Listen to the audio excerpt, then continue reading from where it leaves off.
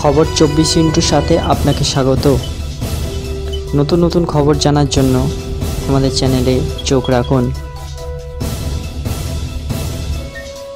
চিড়িয়াখানায় জমি বিক্রয় করা নিয়ে জনস্বার্থ মামলাকারীর আবেদন সুপ্রিম কোর্টের অতীতের নির্দেশিকা অমান্য করে কিভাবে জমি বিক্রয় করা হচ্ছে।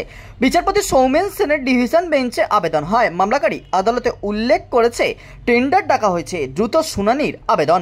মামলা দায়ের করার অনুমতি দিয়েছে বেঞ্চ। আলিপুর চিড়িয়াখানার জমি রাজ্য বেআইনিভাবে বেচে দিতে চাইছে, এই অভিযোগ প্রথম তুলেছিলেন রাজ্য বিধানসভার বিরোধী দলনেতা শুভেন্দু অধিকারী। গত জানুয়ারি মাসে রবীন্দ্র সদন থেকে চিড়িয়াখানা পর্যন্ত প্রতিবাদ মিছিল করেছিল বিজেপি। শুভেন্দু অধিকারী অভিযোগ করেছিলেন 50 কাঠা জমি 1000 কোটি টাকায় বিক্রয় করার চেষ্টা চলছে। এর মধ্যে এই বিষয়টি নিয়ে হাইকোর্টে দায়ের হলো জনস্বার্থ মামলা।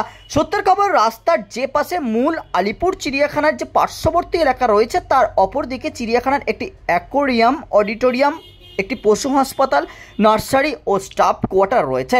অডিটোরিয়ামের আর স্টাফ কোয়ার্টারের অবস্থা বিপন্ন। সূত্রের খবর, ওই জমি বাণিজ্যিক কাজে ব্যবহার করতে দিয়েছে রাজ্য। রিপোর্ট খবর 24।